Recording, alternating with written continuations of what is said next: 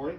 My name is Gabe, and I'm going to be walking you through some basic personal finance tips, or at least what I could fit into a 5 to 7 minute presentation. So a little background. The reason I'm interested in personal finance is because I'm a business major, and I believe that managing money is super important. And everything I'm going to be sharing with you are things that I've learned in class, from my parents, and from doing my own research. Now, the reason I chose this topic is because a recent study shared that 50% of Americans are considered financially literate, which is fairly concerning, especially for us as Christians, as we are called to be stewards of God's money, which means that money is a gift from God that we are called to bless others with and not waste. So my goal for this presentation is to show you how to make a basic budget and saving plan. Now, what is a budget? A budget is simply a financial plan that divides your revenues and your expenses into a period of time, and it's considered to be step one of the personal finance journey. So why do we need a budget? Budgets serve a lot of purposes, but it mainly just boils down to helps you save money and helps you plan for the future. Now, how can you make a budget? It's fairly easy these days. You can do it written down, you can do it in a spreadsheet, you can do it on an app, or you could do it with ChatGPT. Now, a common misconception about budgets is that they're only for poor people. This is not true. Everyone, no matter how much money they have inherited or earned, is capable of wasting it. For example, 33% of lottery winners and 16% of NFL players go bankrupt fairly shortly after making what should be more than enough money for their lives. Famous example is Adrian Peterson here, who was an NFL player who made over $100 million during his career, and he went broke before he even retired from the NFL. Safe to say he probably wasn't following a very strict budget. It just goes to show that your personal finance habits don't change no matter how much money you have, so the better your habits are, the safer you'll be. How to use a budget to save money?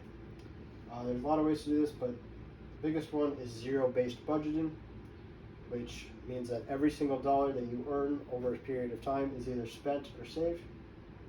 What you don't want to do is let your leftover money sit in a checking account or in cash, because it'll lose value over time due to inflation. And when it comes to investing, the sooner the better, and the goal is for long-term peace. One type of savings account that everyone should have is an emergency fund.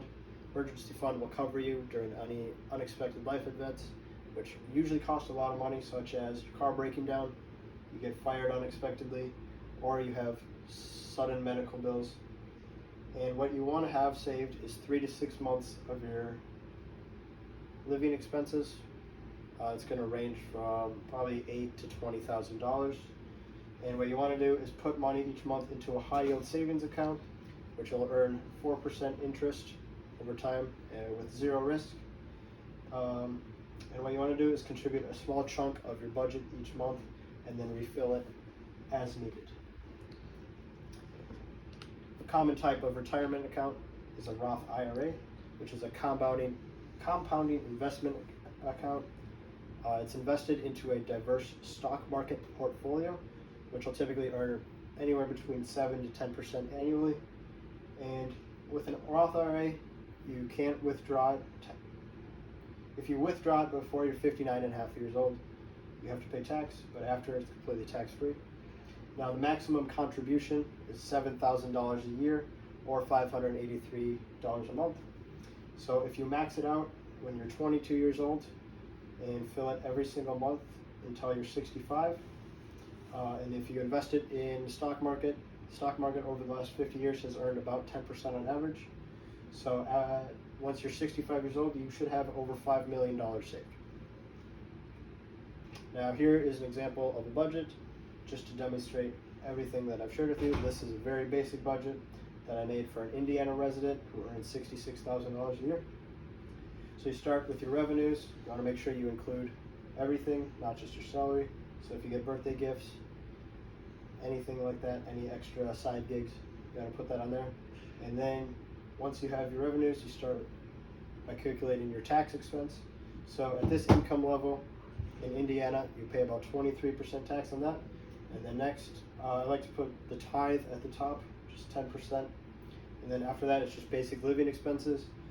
These can vary a lot by city to city, person to person, but it's usually going to be your rent, groceries, transportation costs, phone bill, insurance bill, entertainment, dining out, and then miscellaneous sudden expenses.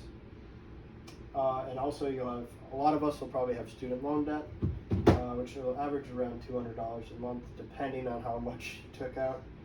But the thing with debt is you want to pay it off as soon as possible. So once you have your revenues and your expenses, anything left over should go into your investing. So here I have $500 going into the emergency fund. I maxed out the Roth IRA with $583, and then everything else I split between saving for a down payment on the first house and a vacation. And the key is to have nothing left over, every dollar accounted. To conclude, personal finance, something that everybody needs to know, very important, especially if we're going to be good stewards of money. And budgets are the best first step to a healthy personal finance life. And the sooner you start investing, the better. So this summer is actually a great opportunity to make your first budget and start saving for the future. Thank you.